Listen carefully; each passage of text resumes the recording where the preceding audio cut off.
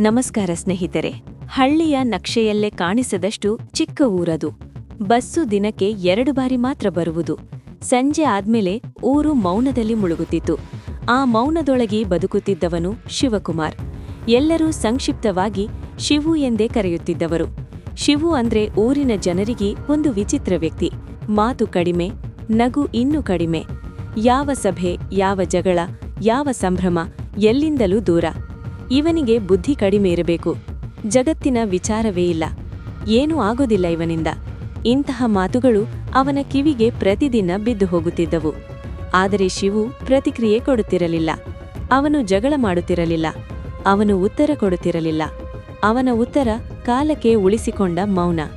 ಬಡತನದ ಮನೆ, ದೊಡ್ಡ ಹೊಣೆ. ಶಿವುವಿನ ಮನೆ ಮಣ್ಣಿನ ಗೋಡೆ, ಛಾವಣಿ ಹಳೆ ಟೈಲ್ಸ್. ಮಳೆ ಬಂದಾಗ ಒಳಗೆ ಹನಿ ಬೀಳುತ್ತಿತ್ತು. ತಂದೆ ಬಾಲ್ಯದಲ್ಲೇ ಮೃತಪಟ್ಟಿದ್ದರು. ತಾಯಿ ಲಕ್ಷ್ಮಮ್ಮ, ಕೂಲಿ ಕೆಲಸ. ದಿನದ ಆದಾಯ ದಿನಕ್ಕೆ ದಿನ ಬದಲಾಗುತ್ತಿತ್ತು. ನೀನು ಓದಿದ್ರೆ ಏನು ಪ್ರಯೋಜನ, ಕೈಯಲ್ಲಿ ಕೆಲಸ ಕಲಿತು ಬಿಡು, ಅನೇಕರ ಸಲಹೆ. ಆದರೆ ತಾಯಿ ಮಾತ್ರ ಒಂದು ಮಾತು ಹೇಳುತ್ತಿದ್ದಳು: ಬಡತನ ತಾತ್ಕಾಲಿಕ, ಜ್ಞಾನ ಶಾಶ್ವತ. ಆ ಮಾತು ಶಿವುವಿನ ಒಳಗೆ ಆಳವಾಗಿ ಕುಳಿತುಕೊಂಡಿತ್ತು. ಶಾಲೆಯ ದಿನಗಳು, ಅವಮಾನ ಮತ್ತು ಸಹನೆ. ಶಾಲೆಯಲ್ಲಿ ಶಿವು ಸರಾಸರಿ ವಿದ್ಯಾರ್ಥಿ. ಫಸ್ಟ್ ರ್ಯಾಂಕ್ ಅಲ್ಲ, ಲಾಸ್ಟ್ ಕೂಡ ಅಲ್ಲ. ಆದರೆ ಅವನಿಗೆ ಒಂದು ಗುಣ ಇತ್ತು: ಗಮನ. ಟೀಚರ್ ಬೋಧಿಸಿದ ಒಂದೊಂದು ಮಾತನ್ನು ಅವನು ಮನಸ್ಸಿನಲ್ಲಿ ಉಳಿಸಿಕೊಂಡಿದ್ದ. ಪ್ರಶ್ನೆ ಕೇಳಲು ಧೈರ್ಯ ಇರಲಿಲ್ಲ, ಆದರೆ ಉತ್ತರ ಹುಡುಕಲು ಶಕ್ತಿ ಇತ್ತು. ಒಂದು ದಿನ ಕ್ಲಾಸ್ನಲ್ಲಿ ಟೀಚರ್ ಕೇಳಿದರು: ನಿನ್ನ ಕನಸು ಏನು? ಎಲ್ಲ ಮಕ್ಕಳು ಉತ್ತರ ಹೇಳಿದರು: ಡಾಕ್ಟರ್, ಇಂಜಿನಿಯರ್, ಪೊಲೀಸ್. ಶಿವು ಮೌನ. ಟೀಚರ್ ಸ್ವಲ್ಪ ಕೋಪದಿಂದ ಹೇಳಿದರು: ನಿನ್ನಿಂದ ಏನೂ ಆಗಲ್ಲ ಅನ್ನೋದಕ್ಕೆ ಇದೇ ಸಾಕ್ಷಿ. ಆ ಮಾತು ಅವನ ಹೃದಯಕ್ಕೆ ಚೂರಿ ಹೋಲಿಸಿತ್ತು. ಆದರೆ ಅವನು ಅತ್ತುಕೊಂಡಿಲ್ಲ. ಆ ದಿನ ಮನೆಗೆ ಹೋಗಿ ಪುಸ್ತಕ ತೆರೆದ. ಮೌನದೊಳಗಿನ ಯುದ್ಧ. ಹಗಲು ಹೊಲದಲ್ಲಿ ಕೆಲಸ, ರಾತ್ರಿ ದೀಪದ ಬೆಳಕಿನಲ್ಲಿ ಓದು. ಕಣ್ಣು ಕೆಂಪಾಗುತ್ತಿತ್ತು, ತಲೆನೋವು ಬರುತ್ತಿತ್ತು. ಆದರೂ ಪುಸ್ತಕ ಮುಚ್ಚಲಿಲ್ಲ.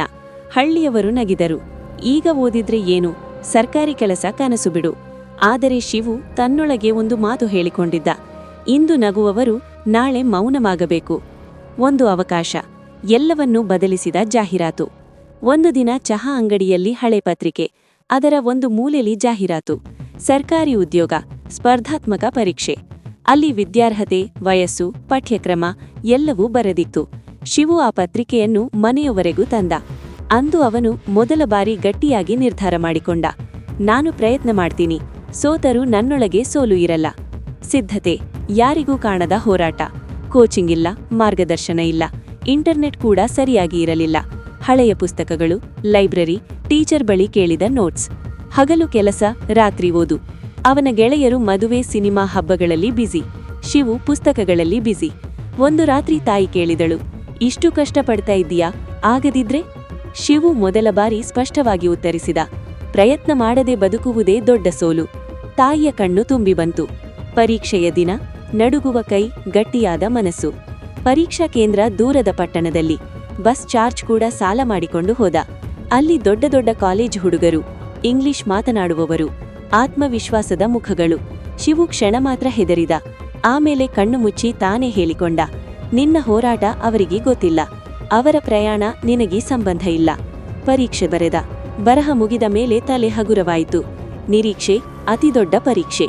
ಫಲಿತಾಂಶಕ್ಕೆ ತಿಂಗಳುಗಳು. ಪ್ರತಿದಿನ ಪೋಸ್ಟ್ಮ್ಯಾನ್ ಬರುವ ಸಮಯದಲ್ಲಿ ಹೃದಯ ಜೋರಾಗಿ ಬಡಿಯುತ್ತಿತ್ತು. ಹಳ್ಳಿಯವರು ಮತ್ತೆ ನಗಲು ಶುರು ಮಾಡಿದರು. ಇನ್ನೂ ಪತ್ರ ಬರಲಿಲ್ಲ ಅಂದ್ರೆ ಅರ್ಥ ಆಯಿತು. ಶಿವು ಮೌನವಾಗಿದ್ದ, ಆದರೆ ಅವನ ಒಳಗಿನ ವಿಶ್ವಾಸ ಮೌನವಾಗಿರಲಿಲ್ಲ. ಆ ದಿನ ಮೌನ ಮಾತನಾಡಿದ ಕ್ಷಣ. ಒಂದು ಬೆಳಗ್ಗೆ ಪೋಸ್ಟ್ಮ್ಯಾನ್ ಮನೆಗೆ ಬಂತು. ಚೀಟಿ, ಸರ್ಕಾರಿ ಲೋಗೋ. ಶಿವು ಕೈ ನಡುಗುತ್ತಲೇ ತೆರೆದ. ಅಭಿನಂದನೆಗಳು, ನೀವು ಆಯ್ಕೆಯಾಗಿದ್ದೀರಿ. ತಾಯಿ ನೆಲಕ್ಕೆ ಕುಳಿತು ಅತ್ತಳು. ಹಳ್ಳಿ ಜನರು ಮೌನ. ಯಾರೂ ಮಾತಾಡಲಿಲ್ಲ. ಆ ಕ್ಷಣದಲ್ಲಿ ಶಿವು ನಿಧಾನವಾಗಿ ಹೇಳಿದ: ನಾನು ಮಾತಾಡಲಿಲ್ಲ, ಆದರೆ ನನ್ನ ಪರಿಶ್ರಮ ಮಾತಾಡಿತು. ಕಥೆಯ ಅಂತ್ಯವಲ್ಲ, ಆರಂಭ. ಶಿವು ಹಳ್ಳಿಯಿಂದ ಹೊರಟ, ಆದರೆ ಅವನ ಕಥೆ ಹಳ್ಳಿಯಲ್ಲಿ ಉಳಿಯಿತು. ಇಂದು ಯಾರಾದರೂ ಮೌನವಾಗಿದ್ದರೆ ಜನರು ಹೇಳುತ್ತಾರೆ: ಶಿವು ನೆನಪಿಸಿಕೋ, ಮೌನದಲ್ಲೂ ಭವಿಷ್ಯ ಇದೆ. ಸಂದೇಶ: ಎಲ್ಲರೂ ಮಾತಾಡಿದ್ರೆ ಗೆಲ್ಲಲ್ಲ, ಎಲ್ಲರೂ ಮೌನವಾಗಿದ್ರೆ ಸೋಲಲ್ಲ. ನಿಮ್ಮ ಸಮಯ ಬರುವವರೆಗೂ ನಿಮ್ಮ ಶ್ರಮವನ್ನು ಮೌನವಾಗಿಯೇ ಬೆಳೆಸಿ. ಈ ವಿಡಿಯೋ ಇಷ್ಟವಾಗಿದ್ರೆ ದಯವಿಟ್ಟು ಲೈಕ್ ಮಾಡಿ, ಸಬ್ಸ್ಕ್ರೈಬ್ ಮಾಡಿ. ಸಿಗೋಣ ಮುಂದಿನ ವಿಡಿಯೋದಲ್ಲಿ. ಧನ್ಯವಾದಗಳು.